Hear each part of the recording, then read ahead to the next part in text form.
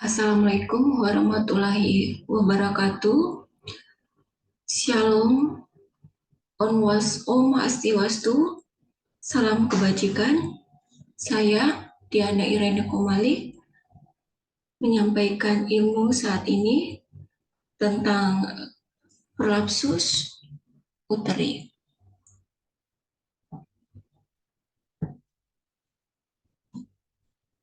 Prolapsus uteri atau prolapsus uterus disebut juga turun peranakan. Kondisi kesehatan ini ditandai dengan turunnya rahim melalui vagina, bahkan sampai menonjol keluar karena otot sekitar panggul melemah dan jaringan ikat meregam. Turun peranakan ini sering terjadi pada perempuan setelah melahirkan secara normal. Sering juga dikaitkan dengan usia menopause. Meski sebenarnya masalah kesehatan ini bisa dialami oleh perempuan di segala usia.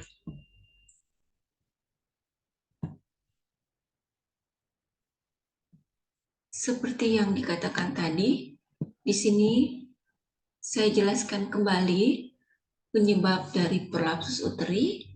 Yang pertama adalah faktor lemah otot dan jaringan dasar panggul.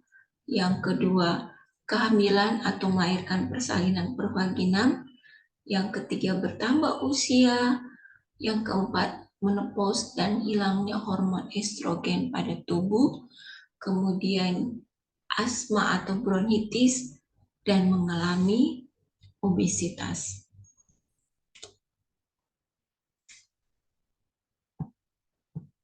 Selanjutnya, ada 4 derajat prolapsus uteri jika dilihat dari tingkat kelemahan otot dasar panggul, yaitu derajat pertama ditandai dengan mulut rahim atau serviks turun ke bagian atas vagina. Kemudian di derajat 2, serviks sudah turun mencapai bagian bawah vagina atau leher rahim turun ke bukaan vagina. Kemudian derajat ketiga, yaitu serviks sudah ada di luar vagina atau leher rahim berada di luar vagina. Kemudian yang keempat adalah derajat keempat, kondisi prosidentia, yaitu kondisi di mana seluruh rahim itu sudah berada di luar vagina. Baik, untuk gejala prolapsus uteri, di mana prolapsus uteri pada derajat 1 tergolong masih ringan, bahkan tidak menimbulkan gejala. Kemudian munculnya gangguan kesehatan ketika sudah masuk tingkatan derajat kedua hingga keempat.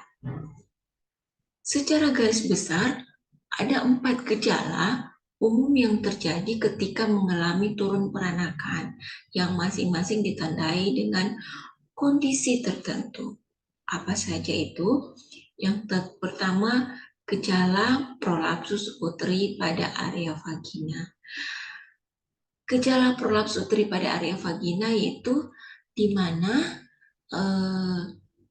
terasa seperti menduduki bola kecil. Jadi wanita itu terasa ada bola kecil di rahimnya, di leher rahimnya, di vagina. Kemudian terasa seperti ada yang keluar dari vagina. Kemudian vagina terasa berat. Kemudian vagina seperti ada tekanan. Yang kedua, muncul gangguan buang air kecil. Kenapa muncul gangguan buang air kecil? Di sini muncul gangguan buang air kecil di mana sulit buang air kecil atau retensi urin. Kemudian tidak dapat menahan buang air kecil atau inkontinensia urin. Ya. eh, sebentar, kita masih masuk dalam gejala ya. Selanjutnya kita lihat eh, buang air kecil lebih sering ya, lebih sering buang air kecil. Kemudian eh, merasa tidak tuntas setelah buang air kecil. Kemudian ketika sudah ada benjolan pada vagina, perlu memasukkan sebelum dan setelah buang air kecil. Jadi agak-agak ribet di sini kalau kita merasa buang air kecil apabila terjadi prolapsus uteri. Kemudian harus berganti posisi sebelum dan saat selesai buang air kecil. Jadi rasa rasa tidak nyaman juga saat buang air kecil apabila terjadi prolapsus uteri di bagian vagina kita. Kemudian yang kedua, muncul gangguan buang air besar. Tadi ya buang air kecil, sekarang buang air besar. Feses terlalu padat atau cair, itu terasa, feses kita terasa padat atau cair. Kemudian, mohon maaf, kentut tidak bisa ditahan. Kemudian selanjutnya, merasa tidak tuntas saat buang air besar. Kemudian, BAB perlu mengejar dan feses perlu dikeluarkan menggunakan bantuan jari. Sungguh susah sekali kalau ada prolapsus uteri. Kemudian yang keempat, tentunya mengalami gangguan seksual, di mana terasa nyeri ketika saat berhubungan seksual dan tentunya kurang bergairah ketika berhubungan seksual ya. Kemudian selanjutnya kita masuk dalam penyebab prolapsus uterine ini bahwa melemahnya otot dasar dasar panggul dan jaringan ikat merenggang karena dipicu oleh kondisi yang pertama kehamilan, yang kedua otot panggul mengalami cedera saat melahirkan, yang ketiga proses persalinan ini sulit, yang keempat melahirkan normal dengan bayi yang besar, kemudian obesitas atau kelebihan berat badan. Selanjutnya menopause karena kadar hormon estrogen menjadi lebih rendah dan hilangnya tonus otot. Kemudian kebiasaan mengejan terlalu sering ketika buang air besar atau disebut konstipasi kronis. Jadi ibu-ibu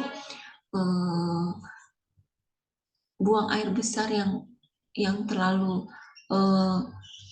mengejan itu bisa menyebabkan prolapsus uteri. Kemudian batuk kronis atau bronkitis, dan terakhir sering angkat beban berat.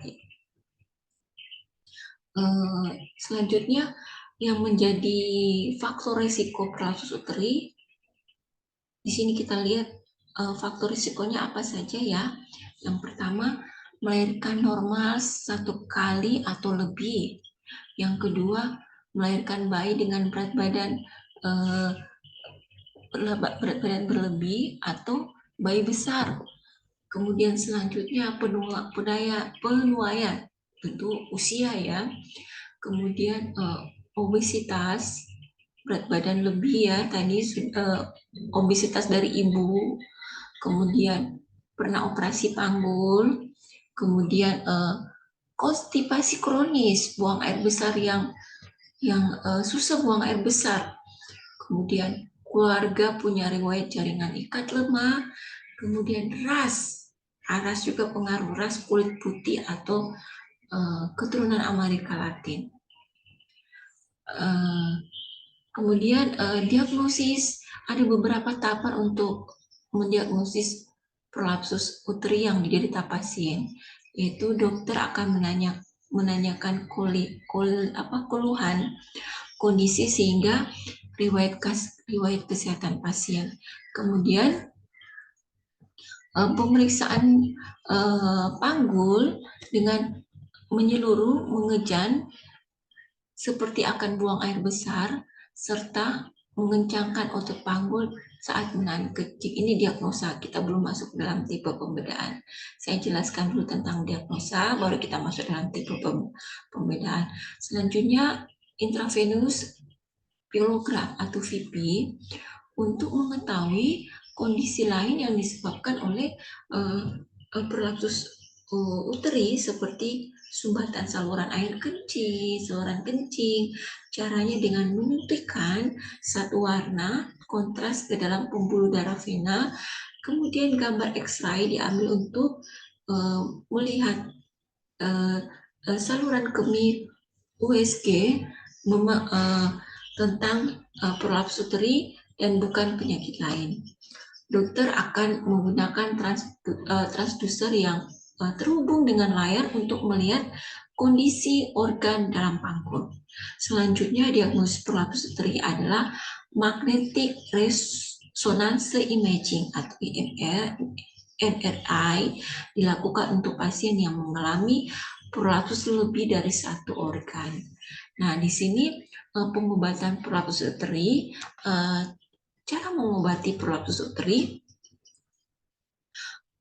tergantung derajat keparahannya. Ada 3 jenis pengobatan yang biasa dokter sarankan, yaitu yang pertama, pengobatan mandiri. Pengobatan mandiri di rumah untuk prolapsus uteri ringan dan tidak menimbulkan gejala. Kemudian caranya dengan senam kegel untuk menguatkan otot panggul, mengobati konstipasi dan menurunkan berat badan. Selain itu, dokter juga menyarankan perubahan pola makan dan gaya hidup dengan meningkatkan asupan cairan dan serat sehingga ibu-ibu dapat mengurangi frekuensi mengejang saat buang air besar. Kemudian yang kedua, pemakaian Pisari adalah alat khusus untuk mengobati prolapsus uteri, yaitu Pisari. Alat ini berbentuk cincin dan dari karet atau plastik. Cara menggunakannya dengan memasukkan ke dalam vagina. Fungsinya untuk menyangga rahim turun. Alat ini harus diperhatikan kebersihannya dengan dibersihkan secara rutin. Kemudian operasi. Pada level prolapsus uteri yang parah, maka harus dilakukan tindakan operasi. Ada operasi untuk memperbaiki kelemahan jaringan panggul atau juga operasi pengangkatan rahim. Jika kondisi prolapsus uteri derajat berat, ya, hanya saja operasi tidak disarankan untuk wanita yang masih ingin memiliki anak. Hal ini karena kehamilan dan persalinan bisa memberikan tekanan besar pada dasar otot panggul yang bisa menyebabkan jahitan operasi robek. Nah, ini ya tipe pembedaan prolapsus uteri, yaitu histerektomi yang sudah dijelaskan, mesh, jarim, dan kolpofleksi. Selanjutnya, pengobatan dari prolapsus uteri ini adalah mencegah agar tidak sembelit yang menyebabkan harus mengejang terus. Konsumsi banyak cairan dan makanan berat ya, ibu-ibu. Kemudian pencegahan yang selanjutnya, senam kegel secara rutin agar otot dasar panggul kuat, apalagi setelah melahirkan. Kemudian jaga berat badan tetap ideal. Kemudian jangan mengangkat berat. Selanjutnya tidak merokok, ya. Oke, di sini komplikasi prolapsus uteri, infeksi saluran kemih, yang kemudian inkontinensia urin, kemudian ketidaknyamanan kronis sudah dijelaskan yang tadi ya. Selanjutnya perbandingan gambar 1 dan 2, di sini ada gambar normal dan uterin prolapsus. Gambar normal seperti yang di sebelah kiri itu normal, vagina kita yang normal, yang tidak ada penyakit. Kemudian uterin prolapsus di gambar kedua, vagina yang ada uterin prolapsus itu ada berupa daging yang keluar dari vagina, itu namanya uterin prolapsus. Selanjutnya, sebelum kita masuk dalam pertanyaan prolapsus uteri, di sini saya menyampaikan bahwa kapan harus menemui dokter. Ya, Anda perlu menemui dokter spesialis kandungan dan berkonsultasi jika gejala yang muncul dari prolapsus sudah mengganggu aktivitas sehari-hari ya tentunya ya, dan membuat tidak nyaman. Nah, sekarang ini ada 4 pertanyaan. Di sini pertanyaan ini merupakan sekaligus penekanan, mengingatkan kembali kepada kita apa yang dijelaskan yang tadi. Yang pertama, terapi fisik prolapsus uteri adalah dengan obat-obatan dan pembedahan. Ya, benar sekali. Adalah terapi dengan obat-obatan dan pembedahan. Yang kedua, pertanyaan kedua, prinsip mengatasi prolapsus uteri adalah penguatan panggul. Iya, betul sekali.